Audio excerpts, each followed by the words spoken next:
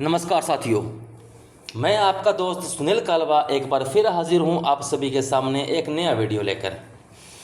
चित्रकला के इस संपूर्ण निःशुल्क बैच में आज हम पढ़ने वाले हैं पहाड़ी शैली। पहाड़ी शैली जो है इसकी खोज आनंद कुमार स्वामी जी के द्वारा की जाती है। पहाड़ी शैली है यह मुगल प्लस भारतीय शैलियों से बनी है। यानी जब भारत के अंदर मुगलों का दौर था उस समय मुगल शैली चल रही थी। तो जब औरंगजेब आया था वह कट्टर मुसलमान था और वह कहते हैं, मुसलमान जो कहते हैं कि हमारे इस्लाम के अंदर चित्रकला का कोई स्थान नहीं है, तो उन्होंने अपने राज्य से चित्रकारों को निष्कासित कर दिया। तो वो चित्रकार जो थे शरण लेने के लिए पहाड़ी राज्यों जैसे पंजाब व हिमाचल की तरफ चले, तो वहाँ जाकर बसे और वहाँ के राजाओं के शरण में और चित्रकारों के साथ मिलकर एक नई शैली को जन्म दिया जिसे पहाड़ी चित्र शैली कहा गया। इसका समय माना जाता है 1700 से लेकर 1900 ईस्वी के मध्य। इसका विज्ञान जो विभाजन है वह किया था 1916 ईस्वी के अंदर आनंद कुमार स्वामी ने अपनी पुस्तक राजपूत पेंटिंग में। अपनी पुस्तक राजपूत पेंटिंग के अंदर 1916 के अंदर विभाजन करते हैं। विभाजन करते हैं और इसे दो भागों में बांटते हैं, कांगड़ा स्कूल व डोगरा जम्मू स्कूल। कांगड़ा स्कूल व जो डोगरा जम्मू स्कूल के नाम से इनको दो भागों में विभाजित करते हैं। कांगड़ा शैली को प्रकाश में लाने वाले जो थे आनंद कुमार स्वामी, उन्होंने प्रथम प्रदर्शनी लगाई थी इनकी इलाहाबाद में 1910 ईस्वी में। यह प्रथम जो प्रदर्शनी होती है वह A.K. स्वामी यानी आनंद कुमार स्वामी की अध्यक्षता में होती है और 1910 के बाद यह शैली जो है प्रकाश में आती है। यह शैली हिमाचल व पंजाब की पहाड़ियों में पनपी थी, इसलिए इसको पहाड़ी शैली के नाम से जानते हैं।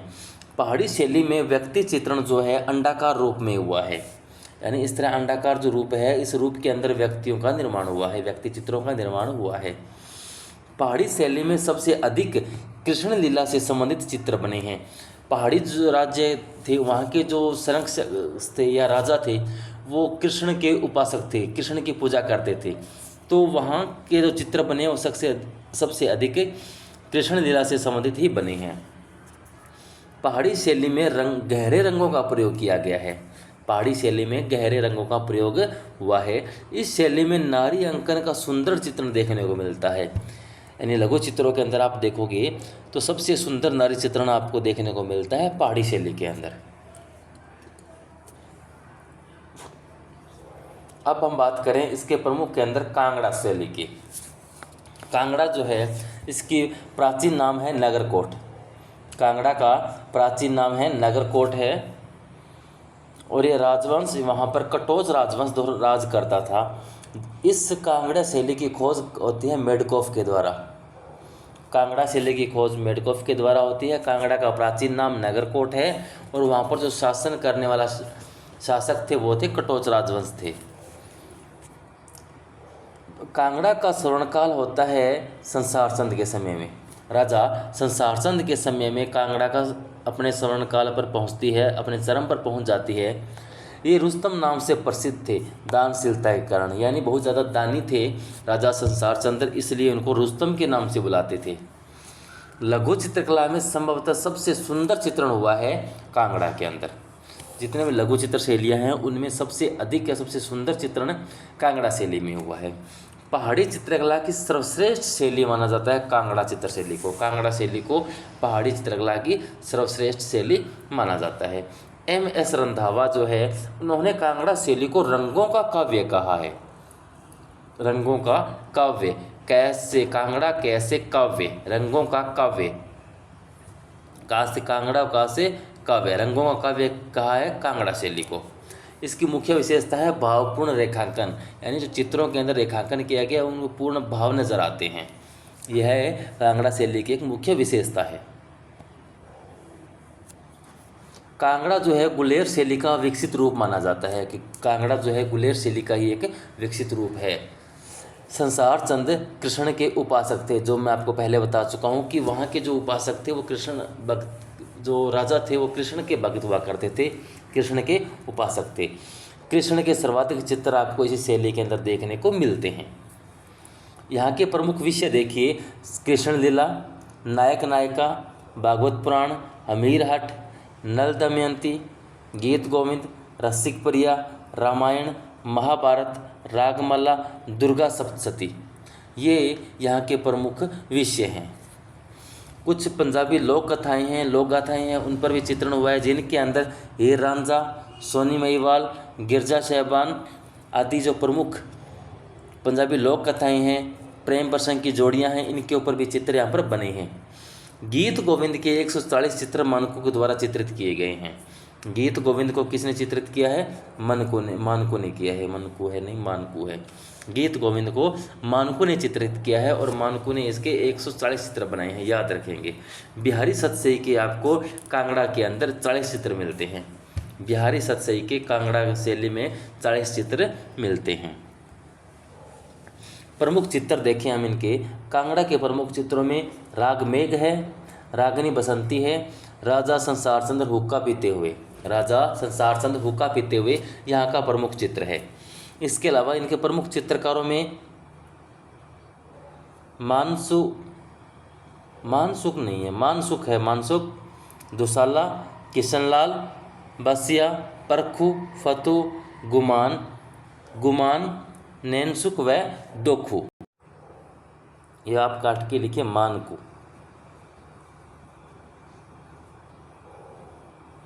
ये है मानकू, मानसुख नहीं है, मानकू है। मानकू, खुशाला, किशनलाल, बसिया, परखू, फतू, गुमान और नैनसुख और दोखू, ये यहाँ के प्रमुख चित्रकार रहे। ब्रिज भाषा कवियों के रूपकों के अनुसार प्रकृति का चित्र में प्रतिनिधि करती है यह शैली। यानी जिस तरह ब्रिजभाषी कवि थे, उन्होंने प्रकृति का जो चित्रण किया था अपनी कविताओं के अंदर, बिल्कुल उसी भांति यह चित्र के शैली जो है चित्रों का प्रतिनिधित्व करती है। अब हम यहाँ के चित्रों की कुछ विशेषताएं देखें तो ये चित्र हैं लघु आकार में वसली पर बने हैं। चित्र जो है लघु आकार में वसली पर बने हैं। हाशिए पतले हैं, लाल सपाट व नारंगी रंग से बने हैं। हाशिए पतले हैं, लाल सपाट नारंगी रंग से बने हैं। सफ़ेद संगमरमर वास्तु का प्रयोग हुआ है। यानी चित्रों के अंदर जो वास्तु बनाए, भवन वगैरह बनाए गए हैं, उनमें सफ़ेद रंगों का प्रयोग किया गया है। पशु पक्षी व प्रकृति को मानवीय भावों के अनुरूप बनाया गया है, चित्रण किया गया है। क्षैतिज रेखा राजस्थानी के नीचे हैं। क्षैतिज रेखा जो है राजस्थानी के नीचे हैं। इंद्रधनुष्य रंगों का प्रयोग हुआ है। इंद्रधनुष्य रंगों का प्रयोग हुआ है। भाव मुद्राएं सजीव व गतिपूर्ण है। यहाँ के जो भाव हैं, मुद्राएं हैं, वो सजीव लगती है, एकदम जीवित लगती है और गतिपूर्ण है। रेखाएं कोमल है, बिल्कुल बारीक है, व लयात्मक है, ले लिए हुए रेखाएं हैं यहाँ की। ये मुख्य विशेषताएं हैं कांगड़ा के चित्रों की। अब हम बात करते हैं हमारी दूसरी उपशैली की, जो है बसोली शैली। बसोली जो है रावी नदी के तट पर स्थित है। इसकी खोज अजीत घोष के द्वारा की जाती है। बसोली का स्वर्णकाल कहलाता है कृपाल पाल का काल। कृपाल पाल का जो समय है वो बसोली का स्वर्णकाल कहलाता है। मुगल चित्रों की परंपरा को अस्वीकृत किया था बसोली ने। यानी बसोली के अंदर मुगल शैली की बिल्कुल भी झलक नहीं है, या मुगल शैली का बिल्कुल भी प्रभाव नहीं है बसोली शैली के ऊपर। सर्वप्रथम चित्रों का उल्लेख आर्कियोलॉजिकल सर्वे ऑफ इंडिया के अंदर 1918-19 में हुआ था। सर्वप्रथम चित्रों का उल्लेख आर्कियोलॉजिकल सर्वे ऑफ इंडिया 1918 ईस्वी में हुआ था। इस शैली की प्रथम ज्ञात चित्रित पुस्तक है रसमंजरी, जिसे देवीदास द्वारा चित्रित किया गया था। यह भारत कला भवन वाराणसी में सुरक्षित है। यानी बसोली शैली की जो प्रथम पुस्तक है, बसोली शैली में प्रथम पुस्तक चित्रित हुई वो है रसमंजरी, जो देवीदास के द्वारा चित्रित की गई थी। मेदिनीपाल ने रंग महल व शीश महल बनवाए थे। मेदिनीपाल ने रंग महल व शीश महल बनवाए थे। इस शैली में स्वर्ण कीट की कतरन का प्रयोग हुआ है। स्वर्ण कीट एक ऐसा जीव है जिसके पंख सोने जैसे होते हैं। तो चित्रों के अंदर सोने का प्रभाव लाने के लिए, हीरे मोतियों का प्रभाव जैसा दिखाने के लिए उस स्वर्ण कीट के पंखों को काटकर वहाँ चिपका दिया गया, ताकि जैसे दूर से देखने में लगे कि वास्तव में सोने का काम किया गया है। तो इस तरह स्वर्ण कीट का कतरन का प्रयोग किया गया बसोहली शैली के अंदर। प्रमुख चित्रों की बात करें तो यहाँ पर रसमंजरी है, जो कस्तूरभाई लाल भाई संग्रहालय में संग्रहित है। माखन चोर है, NC मेहता संग्रहालय में है। गिरि गोवर्धन जो 1730 ईस्वी में बनाया गया था। गोपियों के साथ में कृष्ण, राधा की प्रतीक्षा में कृष्ण, ये प्रमुख यहाँ के चित्र देखने को मिलते हैं। इसके अलावा गीत गोविंद है, जिसकी प्रतियाँ एक लाहौर संग्रहालय में है और एक राष्ट्रीय संग्रहालय नई दिल्ली में संग्रहित है। इसकी प्रतियाँ 1730 ईस्वी में बनती है। रागमाला विक्टोरिया एंड अल्बर्ट संग्रहालय के अंदर संग्रहित है। यहाँ के प्रमुख चित्रकारों में देवीदास, मानकू, नेनसुख का नाम आता है। वो दुबली पतली गायों का सर्वाधिक चित्रण आपको देखने को मिलता है बसोहली शैली के अंदर। अब हम बात करें गुलेर शैली की। गुलेर जो शैली है, इसका जन्मोत्कर्ष काल है राजा गोवर्धन व दिलीप सिंह का समय। सर्वाधिक चित्र बने हैं राजा गोवर्धन के समय के हैं। जो सर्वाधिक चित्र हैं वो राजा गोवर्धन के समय में देखने को मिलते हैं। इस शैली की रेखाएं कोमल व बारीक है। राज सिंह के काल में चित्रकार निक्का चंबा से गुलेर आया था। चित्रकार जो निक्का था वह चंबा से गुलेर आया था, राज सिंह के काल में आया था। इस शैली पर मुगल प्रभाव है। इस शैली पर आपको मुगल प्रभाव देखने को मिलता है। यहाँ के प्रमुख विषयों में रामायण है, महाभारत है। रामायण के 14 चित्र मिले हैं। रामायण के 14 चित्र मिले हैं। प्रमुख चित्र यहाँ का है द्रौपदी का चीरहरण, कृष्ण गोपियों को आलिंगन में लेते हुए, राजा गोवर्धन अपने बेटे प्रकाश चंद्र के साथ हुक्का पीते हुए, ये यहाँ के प्रमुख चित्र है। एक 15 भुजी देवी यहाँ पर पता चला है कि 15 भुजी देवी का एक चित्र है, जिसके अंदर 15 हाथ है उनके, और पास में ही 19 पहाड़ी रियासतों के नाम लिखे गए हैं। यहाँ के प्रमुख चित्रकारों में नैनसुख व मानकू का नाम आता है। नैनसुख व मानकू।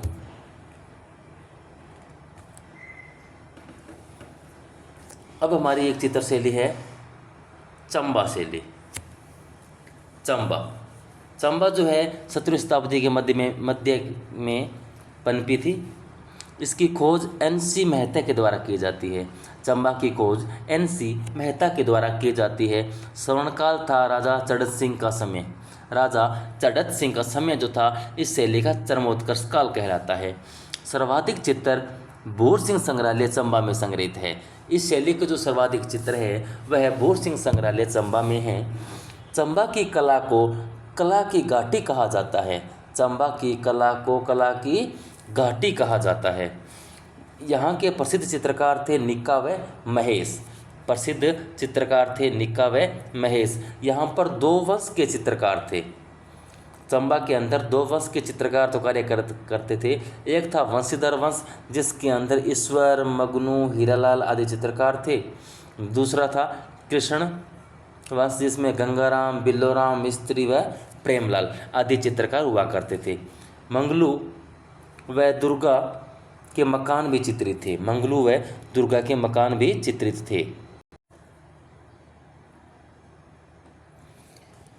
अब आते हैं एक छोटी सी आगे शैली, कुल्लू शैली। कुल्लू शैली की खोज JC फ्रेंच के द्वारा होती है। कुल्लू शैली की खोज JC फ्रेंच के द्वारा होती है। विकास होता है प्रीतम सिंह के समय में। कुल्लू शैली का विकास प्रीतम सिंह के समय में होता है। और यहाँ के प्रमुख चित्रों में त्रिपुरा सुंदरी देवी का चित्र है, जो सज्जनों ने बनाया था। रुक्मणी हरण का चित्र है, और राधा के पैर में मेहंदी लगाते कृष्ण एक चित्र और बना हुआ है।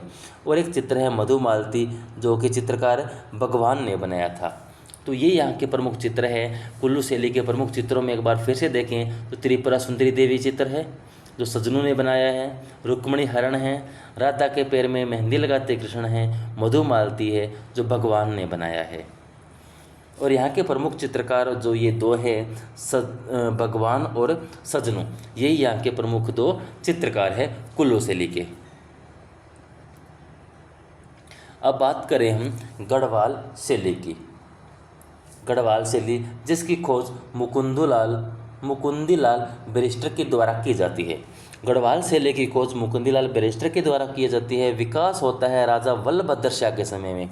इस शैली का विकास राजा बलभद्र शाह के समय में विकास होता है और यहाँ का प्रसिद्ध चित्रकार है मोलाराम। गढ़वाल शैली का प्रसिद्ध चित्रकार है मोलाराम। गढ़ राजवंश का इतिहास नामक जो ग्रंथ है वह मोलाराम के द्वारा ही लिखा गया है। गढ़ राजवंश का इतिहास ग्रंथ जो है मोलाराम के द्वारा ही लिखा गया है।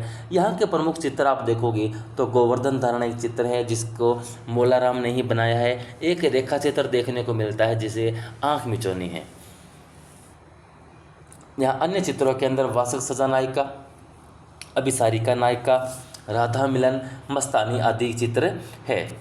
एक पुस्तक है गढ़वाल पेंटिंग्स, मुढ़वाल नहीं है बच्चों, ये गढ़वाल पेंटिंग है। गढ़वाल पेंटिंग्स मुकुंदीलाल बैरिस्टर के द्वारा लिखी गई है। गढ़वाल पेंटिंग मुकुंदीलाल बैरिस्टर के द्वारा लिखी गई है क्योंकि गढ़वाल की खोज करने वाले हैं मुकुंदीलाल बैरिस्टर और उन्होंने इन पेंटिंग के ऊपर इस शैली पर एक पेंटिंग नाम से बुक लिखी है गढ़वाल पेंटिंग के नाम से।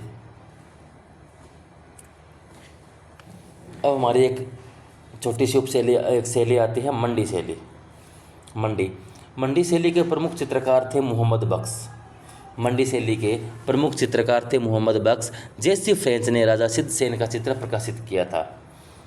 जेसी फ्रेंच ने राजा सिद्धसेन का एक चित्र प्रकाशित किया था। एक यहाँ का प्रमुख चित्र है जिसमें राजा शमशेर एक बच्चे से प्यार करते हुए दिखाया गया है। राजा शमशेर एक बच्चे से प्यार करते हुए चित्र है, मंडी शैली का है। एक अन्य चित्र है वो है राजा केशव सेन का रूप चित्र। राजा केशव सेन का रूप चित्र मंडी शैली का प्रमुख चित्र है। ये दोस्तों हमारी मुख्य शैलियाँ हुई। एक छोटी सी शैली है सिख शैली।